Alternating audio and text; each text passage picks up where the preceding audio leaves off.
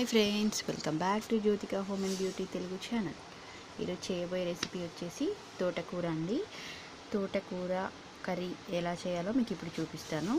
అంటే మామూలుగా ఆకుకూరలు అంటే ఎవరు ఇష్టపడరు కదండి. ఇప్పుడు ఈ స్టైల్లో చేసి చూడండి, చాలా బాగా ఇష్టంగా తింటారు పిల్లలు కూడా. చాలా టేస్టీగా కూడా ఉంటుంది. ఇలా ట్రై చేసి చూడండి ఒకసారి తోటకూర కర్రీ అనేది.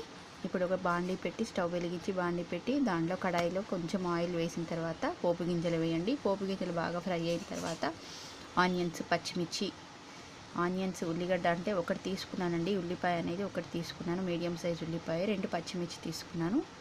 2 పచ్చిమిర్చి బాగా ఫ్రై అవ్వనివ్వాలండి. ఇవి బ్రౌన్ కలర్లో రావాలి. బాగా ఫ్రై అవ్వనిచ్చిన తర్వాత దాంట్లో కొంచెం ఇలా బ్రౌన్ కలర్లో రావాలండి. కొంచెం పసుపు యాడ్ చేసుకోండి. 1/2 టేబుల్ స్పూన్ పసుపు సరిపోతుంది. 1/2 టేబుల్ స్పూన్ పసుపు అనేది యాడ్ చేసుకొని బాగా ఫ్రై చేసుకోవాలండి. ఇవి ఆనియన్స్ అనేది ఇది చాలా అంటే చాలా బాగుంటుంది టేస్ట్ వచ్చేసి. దీంట్లో కొంచెం ఒక 2 మీడియం సైజ్ టమాటాలు యాడ్ చేశానండి. ఇందులో టొమాటోస్ అనేది టేస్ట్ బాగుంటుందండి తోటకూరలో. టమాటోస్ యాడ్ చేస్తే, ఇప్పుడు చూడండి టొమాటోస్ యాడ్ చేశాను. ఇందులో యాడ్ చేసి బాగా ఫ్రై అవ్వనివ్వాలి. ఇది వచ్చేసి ఆయిల్లో ఫ్రై చేసుకోవాలండి. ఇలా ఫ్రై చేసుకున్న తర్వాత ఇప్పుడు వచ్చేసి తోటకూర అండి.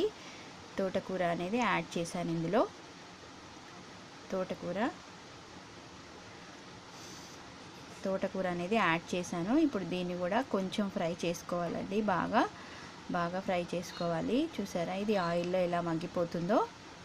ఆయిల్లో బాగా ఫ్రై చేసుకోవాలండి. తోటకూర అనేది చాలా బాగా టేస్ట్గా ఉంటుందండి. ఇది వచ్చేసి మీరు ఒకసారి ట్రై చేసి చూడండి.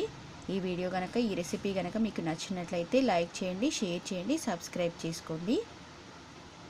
పక్కనున్న బెల్ ఐకాన్ ప్రెస్ చేస్తే మీకు నేను ఏ రెసిపీస్ వీడియోస్ పెట్టినా కూడా మీకు నోటిఫికేషన్స్లో వస్తాయి.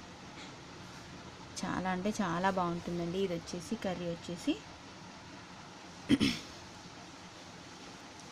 చూసారా ఎంత ఎమ్మీగా ఉంటుందో. టేస్ట్ కూడా చాలా బాగుంటుందండి. ఇప్పుడు వచ్చేసి నేను కొంచెం సాల్ట్ యాడ్ చేసుకుంటున్నాను. సాల్ట్ అనేది యాడ్ చేసుకోవాలండి. ఇందులో సాల్ట్ యాడ్ చేసుకుంటున్నాను. కొంచెం లైట్గా సరిపోతుందండి సాల్ట్ వచ్చేసి. చాలా బాగుంటుందండి కర్రీ.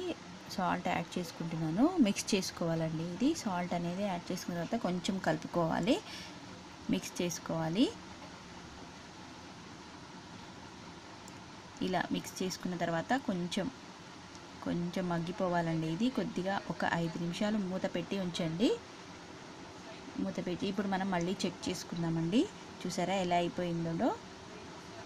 ఇప్పుడు కొంచెం అంటే మనం పచ్చిమిర్చి అలా వేసుకున్నాం కాబట్టి కొంచెం 1/2 టేబుల్ స్పూన్ కారం వేసుకోండి. కారం అనేది యాడ్ చేసుకోవాలి. 1/2 టేబుల్ స్పూన్ సరిపోతుంది. అంతే అండి, చాలా సింపుల్గా అయిపోతుంది రెసిపీ అనేది. ఓకేనా ఫ్రెండ్స్? Thanks for watching.